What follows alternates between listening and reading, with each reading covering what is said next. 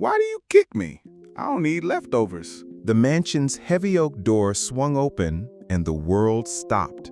Richard Hale, a self-made millionaire, stood frozen, his briefcase slipping from his hand as he witnessed the unthinkable.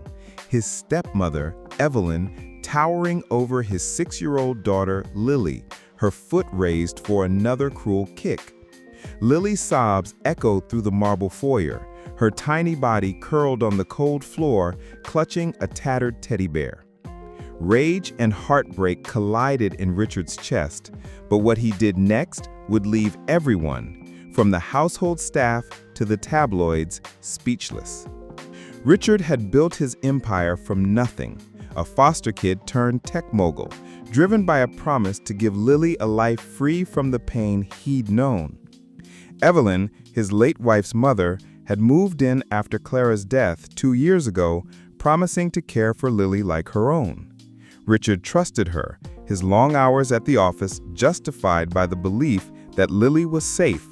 But now the truth was a knife in his gut. How long had this been happening? How many tears had Lily shed in silence? He stepped forward, his voice a low growl. "Evelyn, stop." She froze, her face twisting into a mask of false concern. "Oh, Richard, you're home early. She was just being naughty. You know how children are." Enough. He knelt beside Lily, scooping her trembling frame into his arms. Her tear-streaked face buried into his shoulder, and he felt her fear like a physical weight.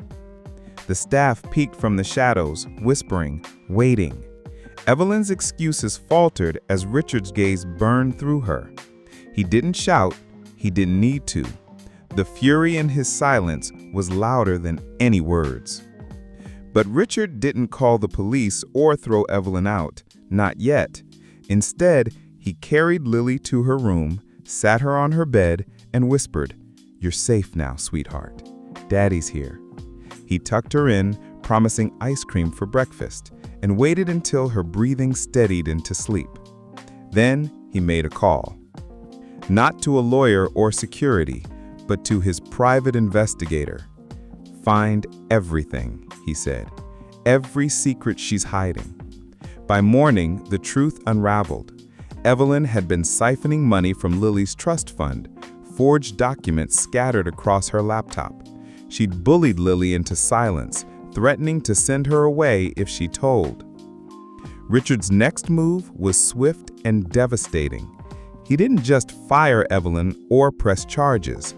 He bought the small community center where Evelyn volunteered, her pride and joy, and turned it into a safe haven for abused children, named after Lily. Every cent of Evelyn's stolen money funded it. He ensured she'd see the sign, "Lily's Light," every day, a reminder of her shame.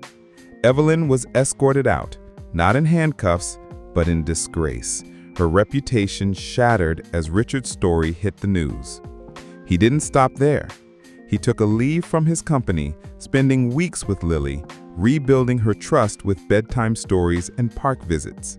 The world watched, stunned, as the millionaire traded boardrooms for tea parties, proving love was his true wealth. Lily's laughter returned, and with it, Richard's heart